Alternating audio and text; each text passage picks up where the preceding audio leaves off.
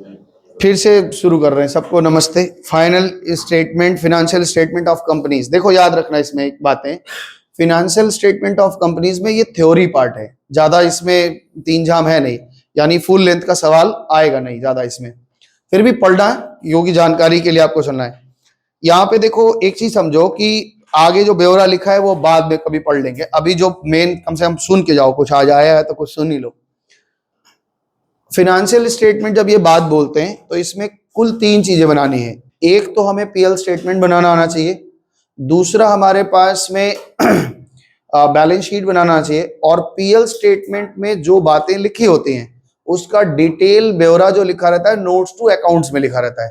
तो मोटा मोटा अगर हम ये कहें कि पीएल स्टेटमेंट का नोट्स बनाना सीखना आना है, फाइनेंशियल स्टेटमेंट्स का नोट्स बनाना सीखना है, और दोनों चीज हमें बनाना भी आना चाहिए, मतलब पीएल स्टेटमेंट भी आना चाहिए, बैलेंस शीट भी आना चाहिए। तो यहाँ पे पहले बैलेंस शीट के बारे में थोड़ी थोड़ी बात पढ़ेंगे, आज केवल ओवरव्यू आएगा, फिर एक एक आइटम के अंदर जाके उसके पूरे डिटेल को पढ़ेंगे। और वो कम से कम आपको 2-3 क्लास ले लेगा पढ़ने में, क्योंकि समय लगता है एक एक आइटम को समझना, क्योंकि एग्जाम में जब वो कहीं से भी कुछ पूछ लेंगे और आपको पता नहीं रहेगा तो आप उत्तर भी नहीं दे पाएंगे। और अभी आपको बताया भी था कि सरकार इतना सख्ती करते जा रही है कि कंपनी वाले परेशान हो रहे हैं, हर बात का उनको डिटेल चाहिए। चोरी वाली जो कंपनियां हैं, चोरी चमारी करती थी, फालतू कंपनी कर लेती थी, तो वो सब अब यहाँ पे बहुत मुश्किल हो गया है, अब ये कर पाना बहुत मुश्किल होगा। ये अब अभी आप शायद समझे ना, क्योंकि बड़े क्लास में जब जाएंगे कंपनियों का बैलेंस शीट देखेंगे तो उतना डिटेल में लिखा रहता है, तब वहां पे जाके समझ में आएगा कि क्यों कह रहे थे कि अब चोरी वोरी करना थोड़ा सा कठिन हो गया है। और इसी कारण में देखो इसमें एक है आपके पास में, हमने भेजा था, और यहाँ पे एक बार है तो वो फोटो थोड़ा शेयर कर देना ना उन लोगों को, ग्रुप में शेयर कर दो। ये तो शीट भी भेजे थे, तो अगर शीट होगा तो अच्छा ठीक है, एक फोटो डाल के भेज दो ताकि हम पढ़े तो सबके पास दिखे। इसको 1 मिनट रोको। देखो ये जो हमारा बैलेंस शीट है, बैलेंस शीट में आपको ये तो पता ही है, और पूरा चैप्टर पढ़ चुके हैं सब, तो ये पता है कि हम लोग जब वो बनाते थे एडमिशन वाला, रिटायरमेंट वाले या डेथ वो सब बनाते थे, उसमें जो पार्टनरशिप का बैलेंस शीट होता था वो हमारा हॉरिजेंटल फॉर्म में होता, अगल बगल लिखते थे एसेट लायबिलिटी। लेकिन कंपनी के बैलेंस शीट में हमारा क्या होता है, वर्टिकल फॉर्म होता है, ऊपर नीचे होता है। एक बात और याद रखनी है कि कंपनी, अच्छा ये सब नियम हम बहुत डिटेल में नहीं जा रहे हैं, क्योंकि अगर हम एक एक चीज का डिटेल पकड़ेंगे तो बहुत अंदर घुसते चले जाएंगे, इतना घुस जाएंगे कि परेशान हो जाओगे। कंपनियों का जो बैलेंस शीट होगा वो ऑलवेज 2 साल का बैलेंस शीट होता है। मतलब अच्छा यहाँ पे कुछ शर्त है कि किस कंपनी को 2 साल का लिखने का, जरा जो लिस्टिंग हो रही है या जिसको लिस्टिंग हो चुकी है 5 साल तक उनको पीछे का अगर है वो सब लिखना पड़ता है, कि 2 साल का डिटेल पूरा दिखाना पड़ेगा। उसमें है कि कितना बड़ा कंपनी होगा, कितने बड़े से बड़े तक का दिखाना पड़ेगा, पूरा डिटेल है। वो हमें जरूरत नहीं, खाली ये समझ के चलिए आपके लेवल में कि आपके कंपनी का जो भी बैलेंस शीट होता है उसमें जो अमाउंट कॉलम होता है वो 2 होता है, एक प्रीवियस ईयर का भी होता है और एक करंट ईयर का होता है, और एक कॉलम होता है नोट्स टू अकाउंट्स का, जो फिगर्स आए हैं वो कहाँ पे उनका डिटेल आपको बताना है, तो वो नोट्स टू अकाउंट्स में लिखना पड़ता है। ठीक है, जैसे हम लोग शेयर कैपिटल जब पढ़ रहे थे तो थोड़ा थोड़ा बताया था कि शेयर कैपिटल में आपको दिखाना पड़ता है कि कितना ऑथराइज्ड कैपिटल है, हमारी कंपनी कितने से बड़ी है, कितना इशूड कैपिटल है, कितना सब्सक्राइब कैपिटल है, सब्सक्राइब फुल्ली पेड अप कितना है, subscribe but not fully paid up कितना है, वो सारा डिटेल आप नोट्स टू अकाउंट में दिखाएंगे, और वहां जो फाइनल फिगर आएगी वो केवल बैलेंस शीट में दिखता है। तो बैलेंस शीट में आपके लाइबिलिटी साइड में कुल 3 बड़े हेड हैं, इसको हम हेड्स बोलते हैं। साइड जो हो गए, एक तो तुम्हारा liability, equity and liability side है, और एक एसेट साइड है। तो ऊपर इक्विटी एंड लाइबिलिटी है और नीचे एसेट है। आप देखे होंगे, बुक में देख ही रहे होंगे सब लोग, किताब खोल के बैठेंगे तो समझ में आएगा। तो इक्विटी, लाइबिलिटी और एसेट, ये 3 चीजें हैं, और याद रखना इन तीनों चीजों के 2-2 बड़े टुकड़े हैं। ऊपर में जो पहला साइड है वहां पे आपको मिल रहे हैं इक्विटी एंड लाइबिलिटी, शीट आपके पास है इक्विटी एंड लाइबिलिटीज, तो इक्विटी और लाइबिलिटीज, और दूसरी तरफ जो है वो एसेट्स है। मतलब ये आपका लाइबिलिटी पूरा हो जाएगा, टोटल लग जाएगा, फिर ये आपका एसेट हो जाएगा, एसेट टोटल लग जाएगा। तो इक्विटी का 2 टुकड़ा होगा, लाइबिलिटी का 2 टुकड़ा होगा, और एसेट का 2 टुकड़ा होगा। तो ये जो 2 बड़े बड़े टुकड़े होते हैं इनको हम हेड्स कहते हैं, ठीक है ना। इक्विटी एंड लाइबिलिटी साइड है, एसेट साइड है, लेकिन इसके जो 2-2 टुकड़े होंगे इनको हम हेड्स बोलते हैं।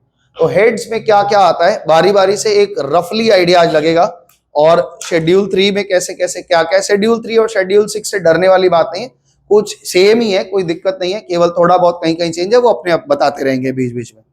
तो सबसे पहले हम इक्विटी पढ़ते हैं। इक्विटी में दो चीजें आती हैं। तो इक्विटी में ये क्या कह रहे हैं, सबसे पहले ये बोल्ड लेटर में लिखा होगा share holder fund. Share holder fund का मतलब है मालिकों का पैसा। तो कहां कहां मालिकों का पैसा रहता है, कैसे कैसे रहता है, यही असली मालिक होते हैं जिन्होंने खून पसीने से अपना ये कंपनी खड़ा किया होता है ना। तो एक जो शेयर, अब एक एक करके हम थोड़ा थोड़ा बता रहे हैं, अभी बहुत थोड़ा थोड़ा बताएंगे, फिर जब इसका एक्सप्लेनेशन होगा तब उसमें बहुत डिटेल में जाएंगे। तो यहाँ पे सबसे पहले इक्विटी एंड लाइबिलिटी याद भी हो जाना चाहिए।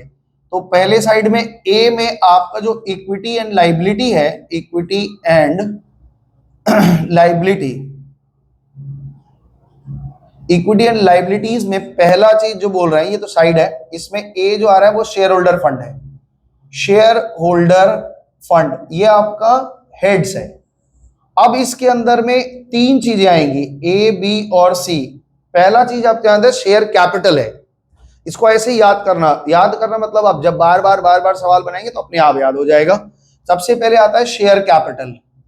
शेयर कैपिटल में दो तरह के शेयर होते हैं। कौन कौन सा शेयर होता है बताओ?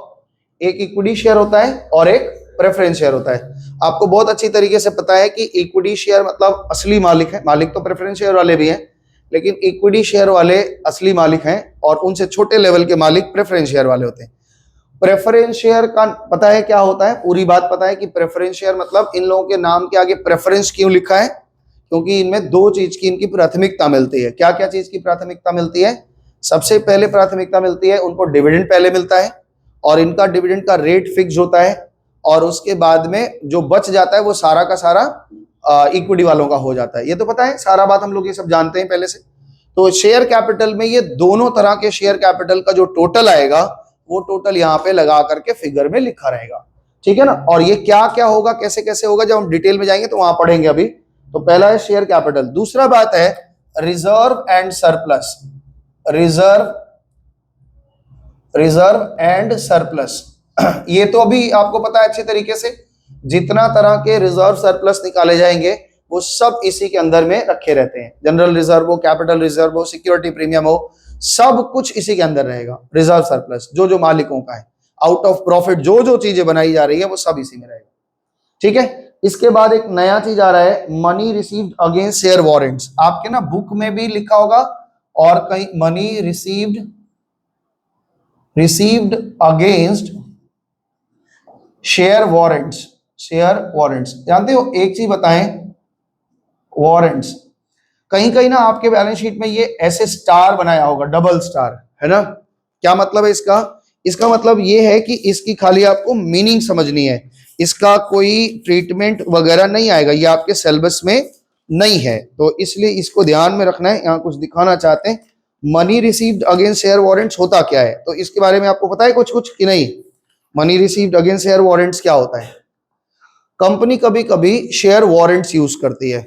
अब ये क्या होता है शेयर वारंट्स? मतलब ये एक तरह से ये समझ लो, money receive against share warrants एक टाइम तय करेगी, इस टाइम पे हम शेयर्स देंगे, कम रेट में देंगे, और ये सबसे पहले जब ऐसा देते हैं तो सबसे पहले अपने इंटरनल लोगों से पूछ लेती है कि आप लोगों को लेना है कि नहीं लेना है। जो लोग लेते हैं शेयर वारंट्स इशू मतलब अप्लाई करते हैं, वो खरीद लेते हैं। वो पैसा हम इस जगह रखते हैं क्योंकि अभी इसका शेयर तो हमने दिया नहीं है। जब उन लोगों को हम शेयर देंगे तो इस पैसे को कहां ट्रांसफर कर लेंगे? कैपिटल में। तो अब देखो शेयर वारंट्स के बारे में थोड़ा पढ़ रहे हैं धीरे धीरे। अब यहाँ पे पहले इन तीन चीजों को अच्छे से पढ़ते हैं कि ये होता क्या है। तो सबसे पहले आपको शेयर कैपिटल में क्या लिखा है? अंडर दिस हेड हम पढ़ रहे हैं, आप आराम से सुनिए, 2-3 दिन में आराम से, एक बार में पूरा नहीं पढ़ाएंगे, हम धीरे धीरे पढ़ाएंगे। तो शेयर होल्डर फंड को पहले हम अच्छा से, शेयर होल्डर फंड को हम खोल रहे हैं। शेयर होल्डर फंड में तीन चीजें, इन तीनों चीजों को बढ़िया से पहले समझते हैं। Share capital, under the head share capital some of the important item to be shown as under. तो आपका क्या करना है? शेयर कैपिटल लिखाना है। और शेयर कैपिटल हम लोग एक बार पहले भी डिटेल कर चुके हैं, जब सवाल बनाएंगे तो दोबारा बताएंगे। सबसे पहले इसमें शेयर कैपिटल में आपको ऑथराइज्ड कैपिटल दिखाना पड़ता है। ऑथराइज्ड कैपिटल का मतलब क्या होता है कि कितने हमने कंपनी में कितने हमारे कुल शेयर हैं। फिर उसके बाद दिखाना पड़ता है ऑथराइज्ड शेयर के बाद में आपको दिखाना पड़ेगा इशूड कैपिटल, हमने पब्लिक के लिए कितना छोड़ रखा है, बाजार में हमारे शेयर कितना इशूड है, अब उसमें कितने शेयर पे पूरा पैसा पाए, कितने पे कम पाए, कितना पैसा बाकी है, कितना फॉरफीचर की है, वो पूरा डिटेल पहले पढ़ाया हुआ है, आपके शीट में पीछे लिखा हुआ है। तो उस तरह से ये पूरा का पूरा जो हमारा नोट्स टू अकाउंट बनेगा और जो फिगर आएगी वो शेयर कैपिटल चल जाएगी, आपको पता है। दूसरा जो आइटम है वो है रिजर्व एंड सरप्लस। इसमें क्या कह रहे हैं, the following items are shown under this head. क्या क्या आता है इसके अंदर, reserve and surplus shall be classified. अब रिजर्व एंड सरप्लस के अंदर में भी, इस रिजर्व और सरप्लस के अंदर में भी बहुत सारे क्लासिफिकेशन है। क्या क्या क्लासिफिकेशन है, कैपिटल रिजर्व, देखो कैपिटल रिजर्व आप जानते हो, कैपिटल रिडम्पशन रिजर्व CRR होता है, ठीक है ना, ये डबल स्टार बना है, मतलब ये आपके काम की चीज नहीं है, मतलब अभी इस पे खाली मतलब समझना है। Security premium reserve, it shall be used to write off the item under section 52 of the companies act 2013। अभी ये जितना भी सेक्शन और ये बता रहे हैं ये आपके कुछ भी पल्ले नहीं पड़ेगा, क्योंकि कंपनी एक्ट आप पढ़े ही नहीं है। तो कंपनी एक्ट पूरा एक अलग सब्जेक्ट है, वो जब आप पढ़ेंगे सीए वगैरह में तो वहां ये सब चीजें डिटेल में, अभी आप पूरा जोर लगा के सेक्शन वक्शन याद भी कर लेंगे तो कुछ ही दिन रहेगा, उसके बाद फिर निकल जाएगा, इसलिए ये ध्यान में भी नहीं रखना है, बहुत ज्यादा जरूरी चीज नहीं है। तो it shall be use to, ये जो कैपिटल रिजर्व CRR का पैसा होता है और सिक्योरिटी प्रीमियम का रिजर्व होता है, वो कह रहे हैं इस सारे पैसे को हम राइट ऑफ यूज करने में कहां लगता है, सेक्शन 52 में जिन जिन चीजों को राइट ऑफ करने के लिए कहा गया है वहां क्या क्या होगा पता है, जैसे शेयर इशू एक्सपेंसेस है, आपका लॉस होता है रिडम्पशन डिवेंचर का, वो सब चीज को राइट ऑफ करने के लिए ये सब पैसा यूज होता है, तो वहां पे और डिटेल में पढ़ेंगे।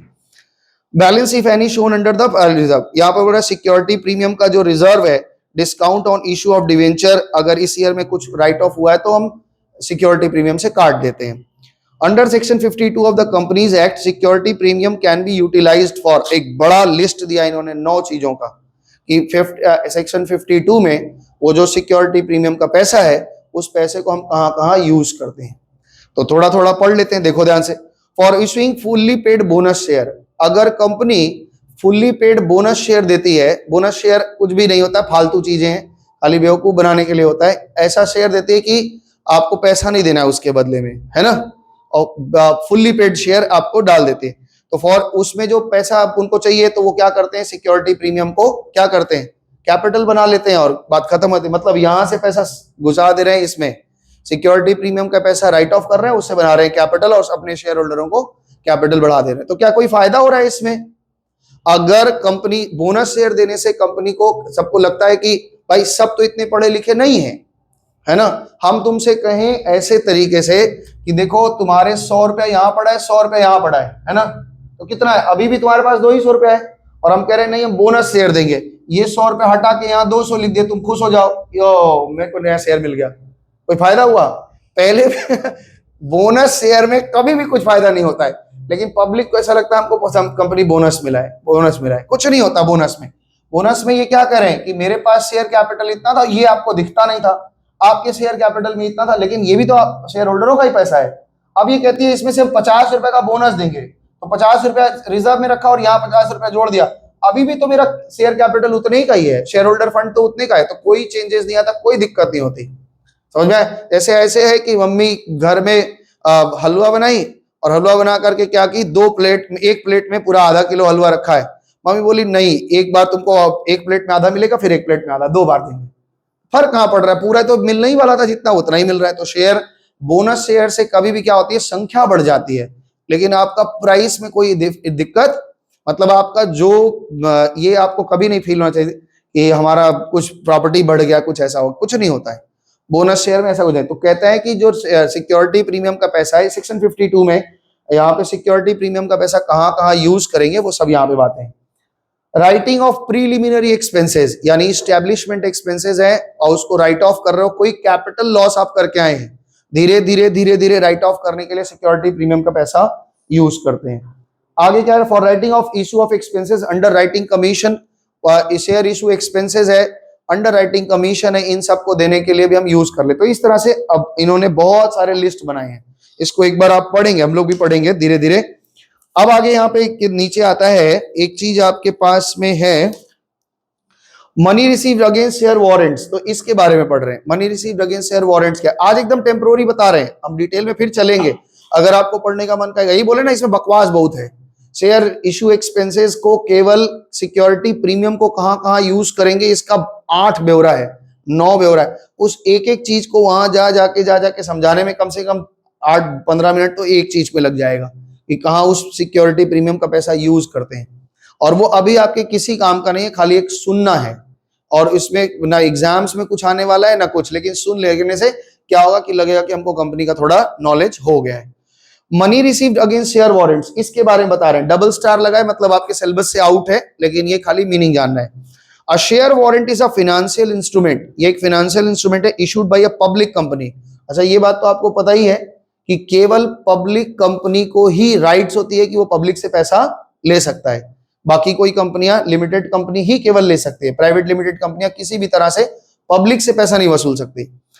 Instrument issued by a public company which gives the holder to right acquire certain number of equity shares specified there in a later date। क्या बोले, जिसमें वारंट्स में ये लिखा रहता है कि शेयर होल्डरों को राइट रहती है कि आप फला डेट को फला रेट पे आपको इतने शेयर दिए जाएंगे। तो ये राइट्स खरीदना चाहती है तो बोले हाँ। ऐसे एक राइट इश्यू ऑफ शेयर्स भी आता है। राइट इश्यू ऑफ शेयर जैसे ऐसे है कि मान लो हम शेयर खरीद रखे हैं और हमको राइट मिलता है कि अगर हम शेयर कंपनी इशू करना चाहती है, वो सबसे पहले एग्जिस्टिंग शेयर होल्डरों को क्या करती है, बोलती है हम आपको राइट्स बेच रहे हैं कि अगर आप खरीदना चाहें तो 10 शेयर अभी आप और खरीद सकते हैं, हम आपको हर शेयर पे 50 रुपया क्या कर देंगे, ऑफ कर देंगे, है ना। अब ये राइट्स मेरा है, एक एक राइट का कीमत कितना है, 50 रुपया करके। हमको खरीदने की इच्छा होगी तो हम खरीद लेंगे, है ना। लेकिन अगर हमको खरीदने की इच्छा नहीं तो हम अपना राइट भी किसी को बेच सकते हैं। हमने कहा मौसम से कि मौसम तुम ये राइट्स खरीदोगी कि मेरे पास 50 रुपए, इसको इंटरेस्टेड है रिलायंस का शेयर खरीदने में। बोलिए हाँ सर हम आपका राइट खरीद लेंगे। बोले कितने का, हम बोले कि 50 रुपए का एक राइट का कीमत है। हम इनसे बात की 30-30 रुपए हमको दे दो या 20 रुपए हमको दे दो, हम तुमको दे दिए। ये सारा राइट हमसे खरीद ली कितने रुपए में, 20 रुपए के रेट में। तो 20 रुपए मेरा फायदा हो गया। अब इनका जब ये 50 रुपए का राइट मिल गया, जब ये शेयर खरीदेंगे इनको 50 मिलेगा तो इनका 30 बच जाएगा कि नहीं। तो ये भी राइट्स भी होते हैं, राइट ऑफ इशू शेयर। इसी तरह से share money receive against share warrants है। तो कंपनी वारंट इशू करती है शेयर होल्डरों को और शेयर होल्डर इसको खरीद लेते हैं, जिसमें खरीदते हैं तो पैसा देते हैं कंपनी को। कंपनी उस पैसे को इस हेड्स के अंडर रखती है, वो है शेयर होल्डरों का ही पैसा, लेकिन इसके अंदर रखती है। क्यों इसको कैपिटल नहीं बना सकती, क्योंकि अभी तक इसके अगेंस्ट उन्होंने क्या किया है, शेयर इशू नहीं किया है। जब वो डेट आ जाएगा शेयर इशू कर देंगे तो ये वाला पैसा कहां चला जाएगा, कैपिटल में ट्रांसफर हो जाएगा। अब ध्यान से सुनो, a share warrant is a financial instrument issued by a public company which gives the holder to the holder the right to acquire certain number of equity share specified therein। उस warrants में लिखा रहेगा कि कितने share आपको मिलेंगे, specified therein at a later date, बाद की किसी तारीख को। amount received against share warrants is included in the shareholder fund। जो पैसा पा रहे हैं कि हम इस शेयर वारंट इशू करके जो पैसा पा रहे हैं वो पैसा को शेयर होल्डर के फंड में ही रखते हैं और इस हेड के अंदर में रखते हैं। तो ये हेड है और इन सबको हम क्या बोलते हैं, सब हेड्स। ठीक है, ये हेड्स हैं और ये क्या है, सब हेड्स हैं। आगे कह रहे हैं including shareholder fund as will be converted into equity share on specified date at a predetermined price. और प्राइस भी पहले से डिटरमाइंड होता है। ऐसे कैसे होगा, मान लो अभी रिलायंस का शेयर कितना में चल रहा है, आज रिलायंस का शेयर कितना चल रहा है बताओ, मेरे को देखे नहीं। सेंचुरी प्लाई का आज देखा था, सेंचुरी प्लाई भी खरीद सकते हैं शेयर, अभी दाम कम है, आराम से खरीद लो और अच्छा कमाई हो जाएगा। 2 महीने फरवरी में बजट आने वाला है और आपको मजा आ जाएगा। अगर खरीदना चाहते हैं तो सेंचुरी प्लाई का शेयर खरीद सकते। क्या रेट है रिलायंस का आज बताओ, रिलायंस शेयर, रिलायंस इंडस्ट्रीज का गूगल में सर्च करो, 1216 216 क्यों बोल रहे हैं, अच्छा 1216 रुपए है आज का डेट है। ठीक है ना, मान लो इन्होंने कहा है आज तारीख 31 दिसंबर और 2024 में डेट है 1216। कंपनी जो लोग जुड़े हैं या कंपनी जानते हैं रिलायंस भी, अगर हम इस 6 महीना बाद या साल भर बाद हमको देना चाहते हैं, वो कहते हैं कि हम आपको 1000 रुपए लगा देंगे, आज के रेट से कम। आज के रेट से ज्यादा बोलेगी तब थोड़े ना खरीदेंगे, तो हमने कहा 1000 रुपए करके लगा देंगे। ठीक है ना, आपको दे दिया जाएगा शेयर वारंट्स। अब शेयर वारंट किसको देगी, शेयर होल्डरों को देती है, जो एग्जिस्टिंग शेयर होल्डर है उनको देती है। बोलती है कि आप खरीद लीजिए। तो मान लो तुमको खरीदने की इच्छा है, तुमने खरीद लिया, तो कुछ पैसे दिए ना एप्लीकेशन वगैरह के नाम पे, वो पैसे यहाँ रख देती है। अब जब मान लो सितंबर में देने का बात क्या है, सितंबर में जाके जैसे ही आपको देगा तो बैलेंस पैसा ले लेगा और वो सारा पैसा इसमें ट्रांसफर, या अभी आप पूरा दे दिए तो पूरा पैसा इसमें रहेगा, वो कैपिटल बन जाएगा, उतना शेयर हो जाएगा। ठीक है, अब उस समय में मान लो घट बढ़ गया तो भी आपको लेना पड़ेगा। ठीक है ना, अगर अभी तो इस रेट से, आज के रेट से कम पे दे दिए, लेकिन अगर कम हो जाएगा तो these are not shown as a part of share capital but shown as a separate line item। तो शेयर कैपिटल में नहीं डालते, सेपरेट लाइन आइटम में एक अलग आइटम है हमारा, उसमें डालते हैं। बात समझ में आया? हाँ जी बोलो, समझ में आया? इसके बाद एक ऑप्शन आता है यहाँ पे बी नंबर में, हम बोले ना हर में दो दो आएगा, तो अभी कौन सा पार्ट पढ़ रहे हैं हम लोग को पता है कि अभी हम केवल और केवल इक्विटी की बात कर रहे हैं। तो इक्विटी में पहला आया हेड शेयर होल्डर फंड, और दूसरा आ रहा है, बोलो क्या होगा, देख के बोलिए क्या है, share application money pending allotment. तो बोलो फिर से, share application money pending allotment. क्या मतलब है? जैसे मान लो कि हमारा अप्रैल में यहाँ पे फाइनल अकाउंट बनता है, अप्रैल में फाइनल अकाउंट बनाते हैं, और कंपनी यहीं पे कहीं पे क्या करती है, एक आईपीओ निकाल देती है कि भाई ले जाओ, और उसका अलॉटमेंट का डेट अप्रैल के बाद यहां कहीं है ना। तो एप्लीकेशन 31 मार्च तक जो आया है, वो पैसा जो आया है एप्लीकेशन का, अब वो शेयर इशू होगा कि नहीं होगा, ये बहुत झंझट है कि होगा भी कि अगर होगा मिनिमम से नीचे आ गया तो हम तो शेयर इशू नहीं कर पाएंगे, हमको पैसा वापस करना पड़ जाएगा। तो वो जो पैसा होता है शेयर एप्लीकेशन का, अभी वो क्या है कि इशू तो हुआ नहीं है, तो उसको इट्स एक और हेड है जिसका नाम है शेयर एप्लीकेशन मनी, पा गए हैं लेकिन पेंडिंग अलॉटमेंट, लेकिन उसकी अलॉटमेंट अभी पेंडिंग है। बात समझ में? एक चीज बताएं तुमको, अब इस बारे में थोड़ा थोड़ा हम लोग पढ़ेंगे, क्योंकि इसमें बात को ऐसे समझाएगा कि अगर मेरी कंपनी में हमने किसी का, अभी आएगा सारी बातें यहाँ आएगी, 5% से ज्यादा शेयर रखा है तो वो भी देखना पड़ता है कि भाई कंपनी को दिखानी पड़ती है क्या क्या होता है, सारी बातें करेंगे। यहाँ पे देखो लिख रहा है, student need to know only the meaning and under which heading, sub heading and item will be appear in schedule 3। खाली आपको मीनिंग समझना है, इसका जो सवाल अंदर आएगा उसमें इसका कोई कैलकुलेशन वगैरह नहीं आएगा। Share application money pending allotment में भी डबल स्टार है, यानी ये भी आपके क्या है, खाली पढ़ने और समझने की बात है। अब हमने बताया, अब सुनो ध्यान से। If a company has received application money but the date of allotment falls after the balance sheet, हमने पैसा एप्लीकेशन का ले लिया लेकिन मेरे अलॉटमेंट का जो डेट होता है वो तो आईपीओ में बताते हैं ना, प्रोस्पेक्टस जब इशू किया तो उसके बाद एक डेट आती है कि भाई इस तारीख को हम अलॉटमेंट करेंगे, जिसको इसको एप्लीकेशन करना है करो। तो ये कह रहे हैं कि अगर डेट मेरा जो हमारा अलॉटमेंट का डेट है वो बाद में पड़ जाता है, बैलेंस शीट के बाद, तो वो जो एप्लीकेशन मान लो 1000-2000 आदमी का जो हमारे पास में एप्लीकेशन आ गया है ड्राफ्ट में, कौन सा अकाउंट में रखते हैं, नाम बताए थे, जो हमारे पैसे आते हैं एप्लीकेशन को बैंक, उसको कौन सा अकाउंट में रखते हैं, याद आ रहा है कुछ, एस्क्रो अकाउंट में रखते हैं, याद आया? फिर एस्क्रो अकाउंट से अलॉटमेंट के टाइम में हम बैंक में ले लेते हैं, अपने मेन बैंक अकाउंट में नहीं डाल देते हैं, याद आ रहा है?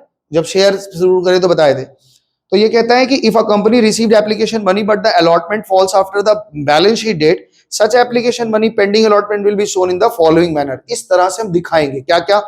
Share application money not exceeding the issued capital, ध्यान से सुनना, share application money not exceeding, अगर जो शेयर एप्लीकेशन मनी है, मतलब जो हम ये पा रहे हैं और जितना इशूड किए हैं, जितना इशूड कैपिटल है उससे कम है, share application money not exceeding the issued capital and to the extent not refundable is to be disclose under this slide. मतलब ये समझो कि हम ये कह रहे हैं, और दूसरा ही पढ़ देते हैं, शेयर एप्लीकेशन मनी और टू द एक्सटेंट रिफंडेबल और minimum subscription is not met, such amount shall be shown as separate under other current liabilities. क्या कह रहे सो, मान लो कि हमने 1 लाख का इशूड कैपिटल छोड़ा है और मेरा एप्लीकेशन जितना आना चाहिए उससे कम आया है, तो कितना, या तो भाई देखो ऐसे हो सकता है कि 1 लाख हमारा इशूड कैपिटल का एप्लीकेशन आना चाहिए था, मेरे पास मिनिमम कितना आना चाहिए, 90,000 आ जाएगा, तो हम क्या करेंगे, इशू कर देंगे।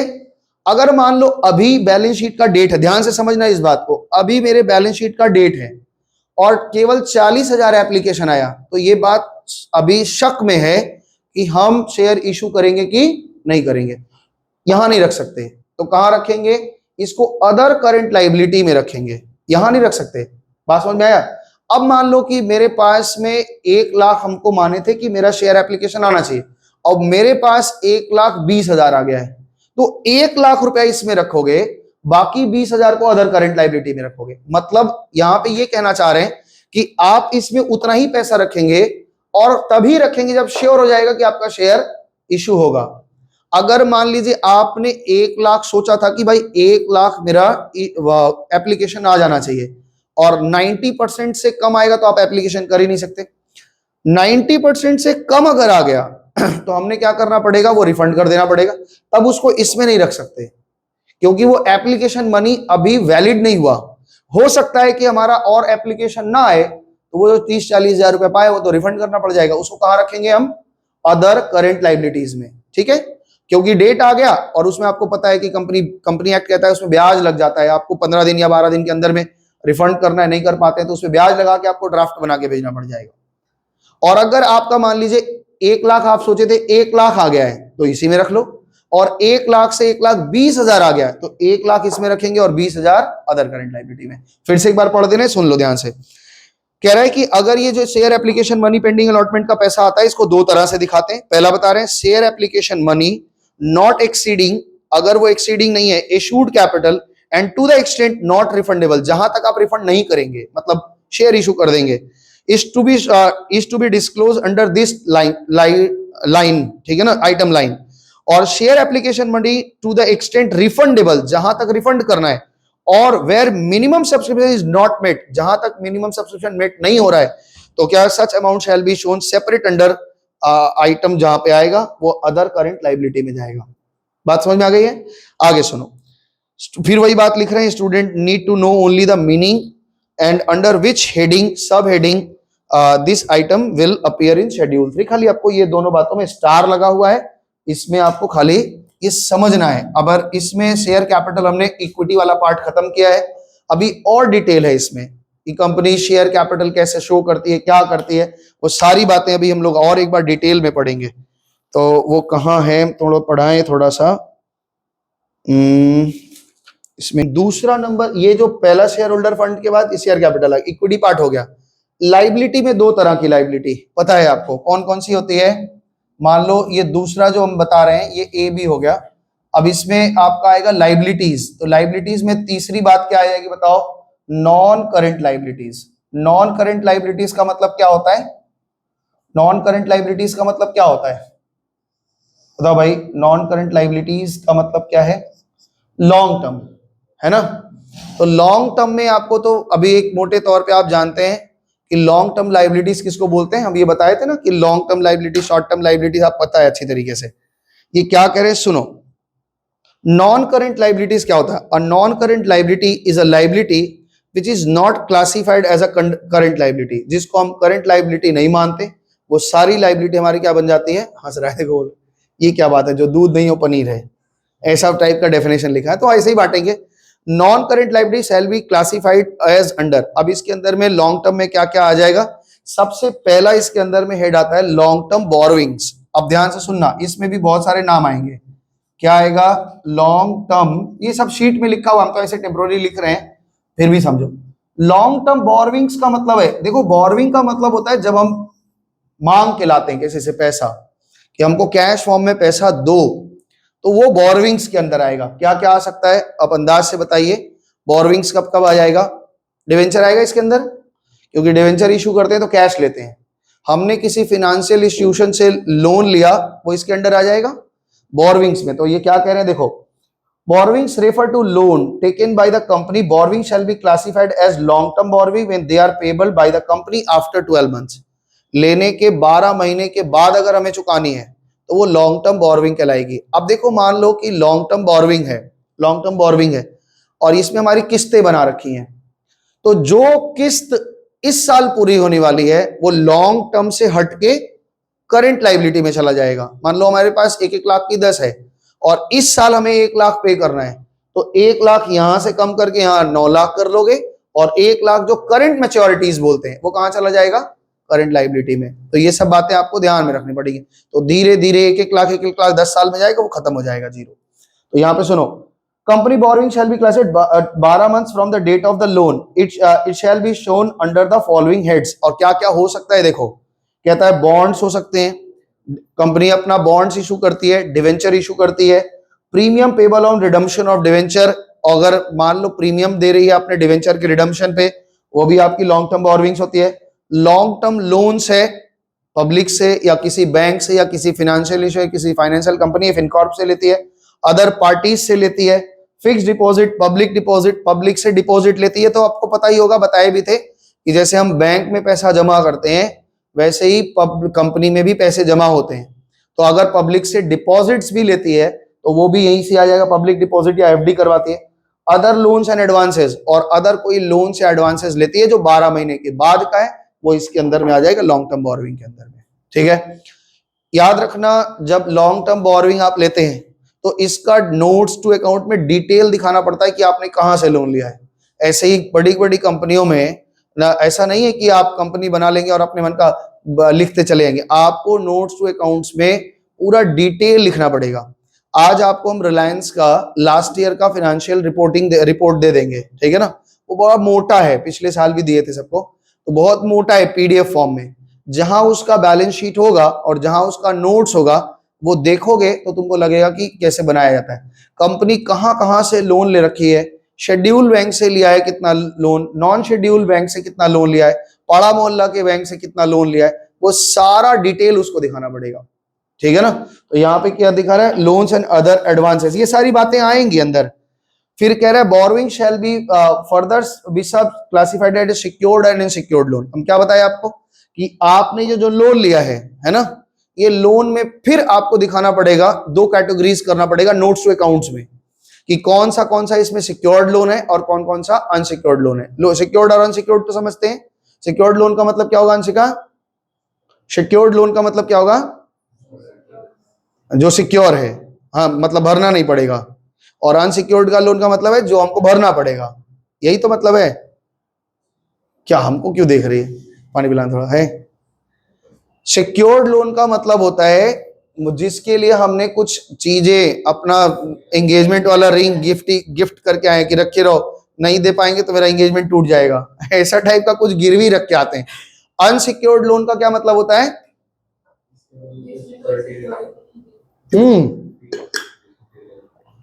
ये जो विजय माल्या भागे हैं, नीरव मोदी भागे, ये लोग क्या सिक्योर्ड लोन देके गए थे? नहीं। सारी कंपनियां इन लोगों का इतना ले, भाई बैंकों को ब्याज मिलता है, मजे का ब्याज मिलता है। तो अगर ये एकदम प्रैक्टिकल लाइफ का बात बताएं, अगर आप भी जैसे मान लो, तुमको बताए भी थे शायद शुरुआत में, पिछले साल अक्टूबर वगैरह में, तुम लोग 12 में 11 में थे तभी बताए थे कि क्रेड में ऐसे ही एप्लीकेशन करते करते 2 लाख का लोन आ गया था मेरे ऊपर, बताए थे। और वो अभी तक हम भर रहे हैं। तो 16 महीना हम भर चुके हैं, 16 महीना हम भर चुके हैं। ये शायद 2 तारीख को फिर कटेगा। और 2 अक्टूबर को कहाँ गए थे पावभाजी खाए थे, और कहाँ गए थे? गोवा गए थे। देखा था दृश्यम पिक्चर, वही 2 अक्टूबर को मेरा, हाँ, तो मेरे 2 अक्टूबर से ही कटना शुरू हुआ है। तो 16 महीना का हम उसका किस्त भर चुके हैं, 9,560 रुपया। मजे की बात है कि 4-5 महीने का किस्त ही भरते समय उनको ये विश्वास हो गया कि ये आदमी ठीक से हमारा किस्त भर देगा, फेल नहीं करेगा। अब वो हमको फिर से ऊपर से लोन का दे रहे हैं कि आप 10 लाख का ले लीजिए ना। तो हम बोले नहीं, हम नहीं ले पाएंगे, अब हम बहुत कष्ट में चल रहे हैं। तो ये अनसिक्योर्ड लोन कंपनियां सोचती है कि भाई कुछ लोग ऐसे होते हैं, ये पहले भी बताया था कि मेरा पहले जब छोटे थे तो 11-12 में तुम लोग जितने थे, तो हम ये मन में होता था कि बैंक वाला भी गजब है कि जिसके पास पैसा है उसी को लोन दे रहा है, और जिसके पास जो गरीब है उसको लोन नहीं दे रहा है। भाई जबकि उल्टा होना चाहिए, गरीबों को लोन दो ताकि वो धंधा पानी करके अमीर बने, और बैंक वाले क्या कर रहे हैं, जिनके पास पैसा है उन्हीं को लोन दे जा रहे हैं। मेरे पास एक भी क्रेडिट कार्ड्स वगैरह नहीं था और हम कभी यूज भी नहीं करते थे। तो जो लोग हैं चार्टेड वाले, वो लोग बोले कि भैया यूज किया करिए, इससे क्या होगा, आपका सिविल बनेगा और कभी आप बड़ा लोन चाहेंगे तो वो मिल भी जाएगा। तो हमने एक से क्रेडिट कार्ड के लिए हाँ करा, और आरबीएल का एक क्रेडिट कार्ड मेरे पास आया, और कितना बैलेंस था उसमें, जस्ट 35,000। 2 साल पहले की बात है, 2 साल पहले की। उसके यूज करते समय अब बोला कि आप जो भी खर्चा करिए इसमें करिए, लास्ट में पे कर दीजिए, महीने का डेट आता है। तो हमने वही किया कि अब सारा खर्चा क्रेडिट कार्ड से करने लगे और पेमेंट सारा डेबिट कार्ड से, जब डेट आता है तो कर देते हैं। तो पेट्रोल वेट्रोल भरना से भाई महीने भर में कितना 2,000 का पेट्रोल आता होगा, 2,200 का इतना पेट्रोल आता है, और ज्यादा यूज लगता नहीं। तो 2-3 महीना यूज किया, उसके बाद में उन्होंने उसको बढ़ा के 78,000 किया कि अब आपका लिमिट बढ़ा दे रहे हैं। अच्छा, 78,000 किया, तो फिर उसके बाद में वो 96,000 किया कि आप 96,000 करिए। हम यूज वही कर रहे हैं, 10-15,000 ज्यादा से ज्यादा। कभी कोई बोला टीवी दिला दीजिए, कोई बोला मोबाइल दिला दीजिए, मौसम बोली स्मार्ट वॉच दिला दिए। तो उसमें क्या होता है, उन लोग को लग रहा है कि हाँ भाई ये ठीक है, अब मेरा लिमिट कर दिया 1,40,000 एक कार्ड का, वो आरबीएल वाले कार्ड का। उसके 2-3 महीना बिल होते ही वो लोग क्या करते थे, डेटा इधर उधर करते हैं। इंडसइंड बैंक वाले आए, वो 99,000 का एक कार्ड दे दिया। कोटक वाले आए, वो 1,00,000 का एक कार्ड दे दिया। आईडीएफसी वाले आए, वो रुपे कार्ड दे दिए। रुपे कार्ड का एक मजा है कि बोले सर आप मोमो खाइएगा वहां भी मेरा कार्ड से आप पेमेंट कर पाएंगे, स्कैन करके आप पेमेंट कर। तो अभी एक सिस्टम आ गया है कि अभी जो क्रेडिट कार्ड आ रहे हैं वो रुपे कार्ड आ रहे हैं, मतलब मर्चेंट के दुकान पे भी चल जाएंगे वो। आप 10 रुपए का आलू प्याज भी खरीदेंगे तो उसमें भी आप क्रेडिट कार्ड से पेमेंट कर दिए, महीनावार पेमेंट करने लगे। तो ये क्या होता है, ये अनसिक्योर्ड लोन जब कंपनियां बैंक देते हैं, कब देते हैं, जब उनको लगता है कि हम रिकवरी कर लेंगे। भाई उनका धंधा है, डूबता भी है हर साल, बहुत पैसा डूबता है, ये बहुत चर्चा चल चुकी थी हमारी। तो borrowing shall be further classified, ये नोट्स टू अकाउंट्स में लिखते हैं, सिक्योर्ड और अनसिक्योर्ड में। Some part of the long term borrowings may be due payment within the 12 month. वही बात बता रहे हैं कि कुछ कुछ लॉन्ग टर्म का कोई पार्ट है जो इसी साल हमको पे करना है, उसको क्या करेंगे, from the date of balance sheet. जैसे मान लो एक किस्त आएगी जून में 50,000 का, तो वो तो करंट मैच्योरिटी हो गया, तो कहते हैं it will be shown under other current liabilities में दिखाएंगे। अदर करंट लाइबिलिटीज में हम लोग as a current maturities of long term debt दिखाएंगे। अभी हम तो लॉन्ग नॉन करंट में चल रहे हैं, जब करंट में जाएंगे तो पहला हुआ लॉन्ग टर्म बोरोइंग्स, ठीक है। लॉन्ग टर्म बोरोइंग्स के बाद में इसमें बी आता है डेफर्ड टैक्स लाइबिलिटी। ये डेफर्ड टैक्स लाइबिलिटी तुमको एक बार एसेट साइड में भी डेफर्ड टैक्स लाइबिलिटी लिखा है, वहां पे डेफर्ड टैक्स एसेट दिखेगा। उन दोनों को एक साथ पढ़ाएंगे, क्यों, क्योंकि दोनों एक साथ कभी नहीं आएगा। टैक्स लाइबिलिटी और टैक्स एसेट्स दोनों एक साथ, या तो लाइबिलिटी साइड दिखेगा या तो एसेट साइड दिखेगा। क्या होता है वहां चर्चा करेंगे, ये भी आपके कोर्स में है नहीं। तो नीचे कह रहे हैं सी में लॉन्ग टर्म लाइबिलिटीज, अदर यहां पे आता है लॉन्ग टर्म लाइबिलिटीज में आ गया, इसमें लॉन्ग टर्म बोरोइंग्स, इसके बाद यहां पे डेफर्ड वाला आएगा, और इसके बाद में सी में ये दिखा रहे हैं other long term liabilities. Other long term liabilities, ये वाला आइटम एक साथ पढ़ेंगे। ये क्या होता है, अदर लॉन्ग टर्म लाइबिलिटीज, कुछ ऐसी लाइबिलिटी है जो लॉन्ग टर्म में तो है लेकिन उसके लिए हमने कैश नहीं मांगा था, उसके लिए हमने कैश नहीं लिया था, समझ में आया, कोई और फॉर्म में आ गया। अभी सिद्दीका लोग एक ट्रक खरीदी है ना, सिद्दीका लोग, सीधा पापा खरीदे, सीधा नहीं खरीदी, तो वो ट्रक का जो किस्त है, या घर खरीदे, इन लोगों ने फ्लैट खरीदा, तो फ्लैट का जो लाइबिलिटी बना है वो 20 साल का किस्त बन गया है ना, हर महीने का 10,000 का किस्त है, 20 साल का बना है। तो क्या इसके लिए इनको कैश फॉर्म में मिला था, पैसा कैश में मिला था? नहीं, इनको एक लाइबिलिटी, कोई गाड़ी खरीद लिया, कोई एसेट्स खरीद लिए, उसके ऊपर लाइबिलिटी बनती है ना।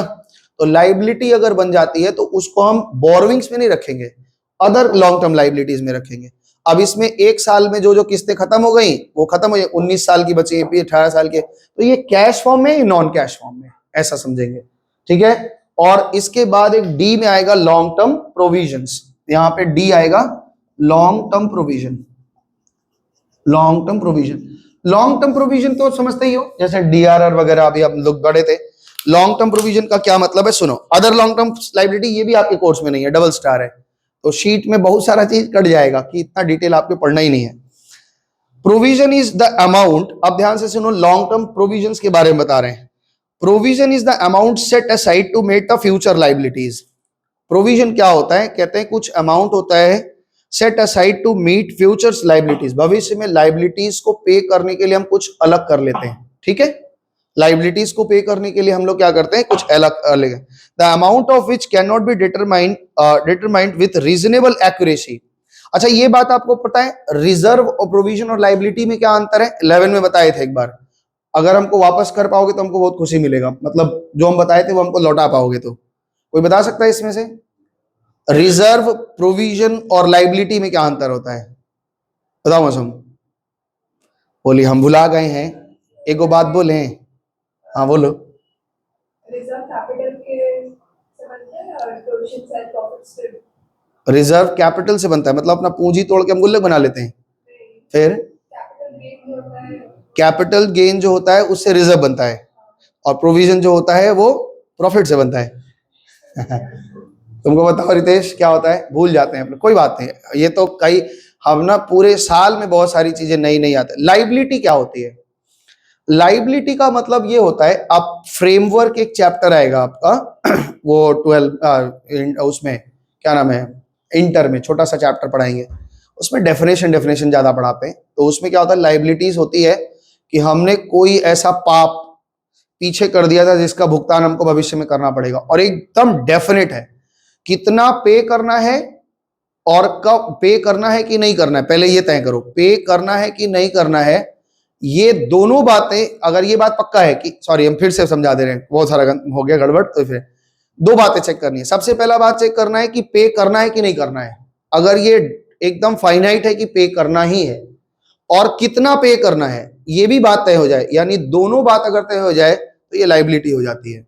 कोई भी चीज पे करना है कि नहीं करना ये तय हो जाए, और कितना पे करना है, अमाउंट भी फिक्स हो गया, और देना है कि नहीं देना ये भी फिक्स हो गया, तो ये बन जाएगा लाइबिलिटी। यानी दोनों बातें अगर हाँ हो गई कि देना है कि नहीं देना है, तो देना है, कितना देना है एकदम डेफिनेट, 5,000 की, 6,000 की, 7,000 एकदम डेफिनेट हो गया, तो ये हो गया लाइबिलिटी। समझ में आ गया, दोनों चीज पक्का हो गया। दूसरा बात ये है कि हमें देना है कि नहीं देना है ये बात पक्का है ना, लेकिन कितना देना है ये पक्का नहीं है। समझ में आया क्या बोल रहे हैं, देना है कि नहीं देना है उसमें एक बात पक्का होगा कि देना, यानी लाइबिलिटी मतलब हाँ या ना होगा कि नहीं वो पक्का हो गया, लेकिन कितना होगा ये पक्का नहीं हुआ। इसको क्या मतलब बोलते हैं, इसको हम कहते हैं प्रोविजंस। हमारा बैड डेट होगा, कितना होगा ये पता नहीं है। एक बात तो ठीक है कि कुछ ना कुछ बैड डेट होगा, हमें प्रोविजन बनाना है। अब देखो दिमाग में आया, ऐसा मुंह बनाइए, ओ हाँ याद आया, आप ठीक ही बोले थे। तो उसमें क्या होता है कि हमें ये बात, और एक होता है रिजर्व। रिजर्व में क्या होता है कि न देर होगा कि नहीं होगा ये भी तय नहीं है, और कितना होगा ये भी तय नहीं है। तो बस एक इसमें और एक चीज पढ़े थे, कंटिंजेंट लाइबिलिटी। बहुत कम चांसेस है उस लाइबिलिटी होने का। जैसे मान लो क्या बताए थे, कंटिंजेंट लाइबिलिटी में एक उदाहरण दिए थे कि हमने एक बिल है उसको बैंक से डिस्काउंट करा लिया, तो बैंक से डिस्काउंट करा लिया, उसका डेट अभी मान लो जून में है, या क्या चलेंगे अप्रैल में है तो मई में है, और बैलेंस शीट हम बना रहे हैं, तो वो बिल जिसको हम बैंक से डिस्काउंट करा चुके हैं वो ऑनर्ड होगा कि नहीं होगा ये कोई गारंटी है। हम किसी को, अब वो जो देने वाला है वो फेल कर जाए कि हम नहीं दे पाएंगे, हम इंसॉल्वेंट हो गए, तो हम तो करा चुके हैं, तो ये मेरे ऊपर लाइबिलिटी तैयार हो जाएगी। तो इसको कहते हैं कंटिंजेंट लाइबिलिटी, जो एक किसी डेट पे फिक्स हो जाएगा कि एक घटना घटेगी तो उससे पता चल जाएगा कि होगा कि नहीं होगा। याद आ रहा है हम लोग एक इसका एग्जाम्पल दिए थे कि क्या एग्जाम्पल दिए थे कि यूनियन, एक फैक्ट्री में एक यूनियन वालों ने क्लेम कर दिया था कि हमको बोनस चाहिए, और मालिक क्या कह रहा था कि हम बोनस इतना नहीं दे पाएंगे। इस बात को लेकर के झगड़ा चल रहा था, और तब वो लोग अपने फुटनोट में लिखे थे कि इतना मेरा कंटिंजेंट लायबिलिटी है, अब वो जो जज कहेगा वो मान लेंगे। ये फुटनोट में लिखते क्यों ये भी बताए थे, ताकि कोई मेरे बिजनेस में जुड़ना चाहता है तो उसको दिखे कि भाई इतना का लायबिलिटी इनका हो सकता है ना, कंटिंजेंट फॉर्म में। तो कंटिंजेंट लायबिलिटी होती है। अब यहां पे सुनो, लॉन्ग टर्म प्रोविजंस का मतलब क्या कह रहे हैं, provision is the amount set aside to make the future liabilities. भविष्य की लायबिलिटी को पे करने के लिए हमें प्रोविजंस की जरूरत होती है। The amount of which can not be determined with the reasonable accuracy, एकदम एक्यूरेसी के साथ हम अमाउंट नहीं पता लगा सकते। All provision for which the related claims are expected to be settled beyond 12 months after the balance sheet are classified as long-term provision. Example are provision for employee benefit expenses. तो अगर ऐसा कोई claim जो 12 महीने के बाद होने वाला है उसके लिए हम प्रोविजंस बना रहे हैं, तो उसको हम लोग कहते हैं प्रोविजन फॉर वारंटीज। अब कोई वारंटीज ले लेते हैं, प्रोविजन फॉर वारंटीज समझते हैं क्या होता है, समझते हो कि नहीं इस बात को?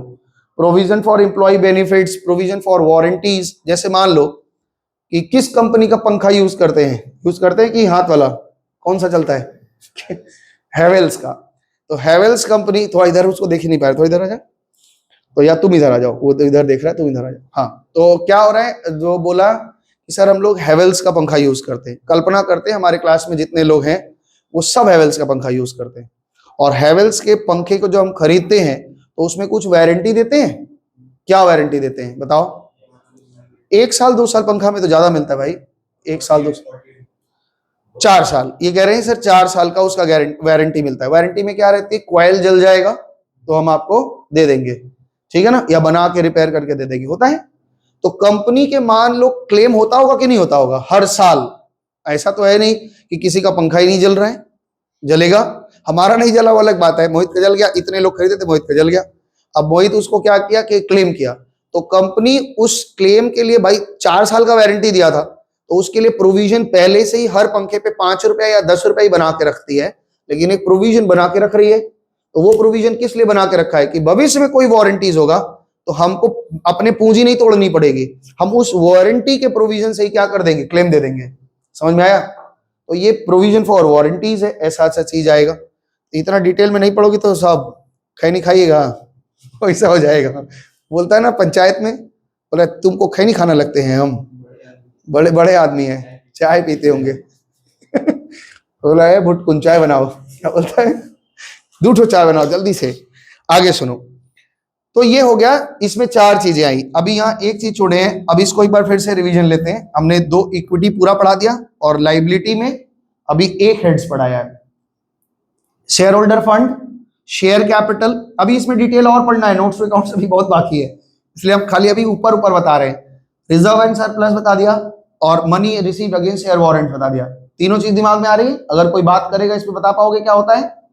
आदित्य के दुखी है भाई, मम्मी कॉम्प्लान पे नहीं भेजी, शाम को बहुत लो पी लो। समझ में आया तीनों बात की नहीं? हाँ, ये समझ में आया? Money receive against share warrant, application money pending allotment पड़ा है, समझ में आया? इसके बाद में ये चारों बात समझ में आई। लॉन्ग टर्म बोरोविंग्स का मतलब क्या है? जिसके लिए हम कैश पाते हैं, और अदर में क्या होता है, नॉन कैश होते हैं। ये वाला पार्ट अभी छोड़े, लॉन्ग टर्म प्रोविजन समझा दिए कि कंपनी लॉन्ग टर्म में कोई लाइबिलिटीज पे करने वाली है, ये पता नहीं कितना क्लेम आएगा, उसके लिए बनाते हैं। एम्प्लॉय बेनिफिट एक्सपेंसेस है, ये बेनिफिट्स है। आगे चलते हैं, करंट लाइबिलिटी सुनो, एकदम same to same current liabilities. यहाँ पे लॉन्ग टर्म बोरोविंग्स है, वहां पे क्या हो जाएगा, शॉर्ट टर्म बोरोविंग हो जाएगा। अदर लॉन्ग टर्म लाइबिलिटीज है, वहां पे क्या हो जाएगा, अदर शॉर्ट टर्म हो जाएगा। ये वाला पार्ट खत्म हो जाएगा, ये वहां होता नहीं है। लॉन्ग टर्म प्रोविजन है, वहां पे क्या हो जाएगा, शॉर्ट टर्म प्रोविजन आ जाएगा। अब ध्यान से सुनो क्या क्या होता है। करंट लाइबिलिटीज क्या होती है? करंट लाइबिलिटीज मतलब क्या होता है अभिषेक? करंट लाइबिलिटीज का मतलब, ठीक है, तो विद इन 12 मंथ हमको जो पे करना है उसको current liability. A liability shall be classified as current when it satisfied any of the following criteria. ये कह रहे हैं हम 4 बातें बता रहे हैं, इसमें से कोई एक बात हाँ हो जाए तो वो करंट लाइबिलिटी हो जाएगा। बताओ भाई क्या क्या बता रहे हो? It is expected to be settled in the company's normal operating cycle. अब यहाँ पे झमेला शुरू हो रहा है। ऑपरेटिंग साइकिल को जो हम वहां चिल्ला रहे थे इतना कि हमारा ऑपरेटिंग साइकिल छोटा होना चाहिए, छोटा होना चाहिए, छोटा होना चाहिए, अब यहाँ ऑपरेटिंग साइकिल का पूरा डिटेल बात समझोगे। ध्यान से सुनो और अच्छे से समझना, क्योंकि ऑपरेटिंग साइकिल लेके बच्चे कंफ्यूज हो जाते हैं, पता नहीं क्यों। कह रहा है it is expected to be settled in the company's normal operating cycle. तो आपके दिमाग में अभी आ रहा है कि ऑपरेटिंग साइकिल क्या है। कह रहे हैं अगर वो नॉर्मल ऑपरेटिंग साइकिल के अंदर में सेटल्ड हो जाता है तो वो करंट लाइबिलिटी है। ठीक है, अच्छा, it is held by primarily for the purpose being traded, और इसको हमने क्या, it is held primarily for the purpose being traded और it is due to settled within 12 months after the reporting date balance sheet. कहता है it is held primarily, इसको हमने पहले रखा था, और उसको ट्रेड करने, पर्पस ऑफ बीइंग ट्रेडेड, इसको रखा हुआ है ट्रेड करने के लिए, तो ये हमारा current liabilities. It is due to the settled within the 12 month, या हम 12 महीने के अंदर में क्या करते हैं, इसको सेटल कर देते हैं। कब? रिपोर्टिंग डेट, जिस दिन हमारा रिपोर्ट बन रहा है, बैलेंस शीट बन रही है। रिपोर्टिंग डेट क्यों लिखते हैं? रिपोर्ट्स बना के भेजना पड़ता है, ऑडिट रिपोर्ट वगैरह बनती है, दैट इज बैलेंस शीट। और the company does not have any unconditional right to defer settlement of liability for at least 12 month after the reporting date, that is balance sheet. 4 बातें बताए हैं। कहता है the company does not have an unconditional right, उसके पास कोई unconditional rights नहीं है to defer settlement of the liabilities, और डिफर सेटलमेंट ऑफ लायबिलिटीज कोई और अलग तरीका नहीं है। It if liability is expected to settle within the company's normal operating cycle from the date of balance sheet, it will be called current liability. Operating cycle of a company may be period of 12 month or more. Operating cycle किसी किसी company की 12 महीना हो सकती है, उससे ज्यादा भी हो सकती है। ये बताए थे कि एक कंपनी, ऑपरेटिंग साइकिल का मतलब बताए थे ना, क्या होता है कि जिस दिन पैसा लगाए, माल बेचे, बिका होगा, जितना बड़ा ऑपरेटिंग साइकिल होता है, और फिर से वो साइकिल कंप्लीट हो गया, पैसा मेरे हाथ में आ गया, वो एक ऑपरेटिंग साइकिल है। समय कितना हो रहा है, ज्यादा हो गया, चलो ये पढ़ा देते हैं। ऑपरेटिंग साइकिल, हाँ इतना पढ़ा देते हैं। एज पर शेड्यूल 3 हमने कैश, देखो कहां से ऑपरेटिंग साइकिल शुरू हो रहा है। हमने कैश लिया अपने पास में, inventory of the raw material खरीदा और उसको 2 महीने रखा, हमारे पास कैश पैसा था 1 जनवरी को, हमने माल खरीदा raw material, inventory of raw material work in progress produce 1.5 month में उसका माल बना, फैक्ट्री में 1.5 महीने रहा। Inventory of finished goods, inventory held for 3 months, और वो स्टॉक 3 महीना तक फिनिश्ड गुड्स की तरह रहा। तो 2 महीना मेरा कहाँ रुका, कच्चा माल रुका, 1.5 महीना फैक्ट्री में रुका, और 3 महीना मेरा कहाँ रुका, फिनिश्ड गुड्स गोडाउन में रुका। फिर इसको हमने बेचा और बेच करके 2 महीना में कलेक्शन किया। तो टोटल कितने महीने हो गए, एक तो 2 महीना, 1.5 महीना, 3 महीना, 3 2 5 1 6, 6.5 महीना, और 2 महीना में हमने पैसा कलेक्शन किया, तो 6 2 8, 8.5 महीना। तो ये जो 8.5 महीना जो होगा इसको हम ऑपरेटिंग साइकिल बोलते हैं। फिर से बोल रहे हैं, ध्यान से सुनो, हमने कैश लगाया, हमने माल खरीदा, और 2 महीने तक मेरा माल रखा रहा, ठीक है, ये हमारा हो गया रॉ मटेरियल का पीरियड। फिर उसको हमने फैक्ट्री में भेजा, वो एक लॉट जो पहला माल खरीदा था वो 2 महीने तक पड़ा रहा। फिर वो फैक्ट्री में गया, और फैक्ट्री में बनने के बाद में फिनिश गुड्स बना, फिनिश गुड्स बनने के बाद उसको हमने बेचा और ट्रेड रिसीवेबल यानी डेटर से पैसे कलेक्शन किए। इतना पूरा करने में जो समय लगा इसको ऑपरेटिंग साइकिल बोलते हैं। इस वाले एग्जांपल में हमने क्या किया, 2 महीना, 1.5 महीना, 3 महीना और 2 महीना, तो इस तरह से 8.5 महीना का मेरा ऑपरेटिंग साइकिल हो गया, ठीक है। Hence in case of operating cycle, अब यहां कुछ बात बता रहे, ध्यान से सुनना।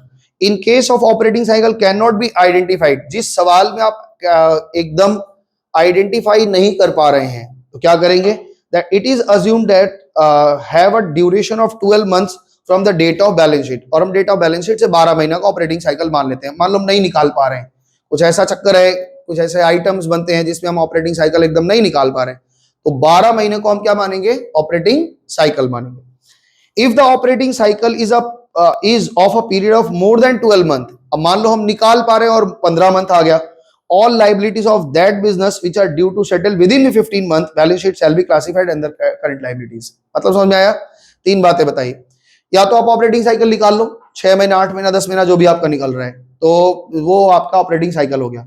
जिसमें नहीं निकाल पा रहे हैं वो 12 महीने का होगा, और अगर कोई ऐसा निकाल पा रहे हैं जिसका ऑपरेटिंग साइकिल 15 महीने का है, तो 15 महीने का भी अगर हमारा ऑपरेटिंग साइकिल है, तो 15 महीने के अंदर जो हमारी सेटलमेंट होगी उसको हम करंट लायबिलिटीज मानेंगे। ऐसा रट्टा नहीं लगाओगे कि 12 महीने के अंदर में हमारा करंट लायबिलिटीज होता है।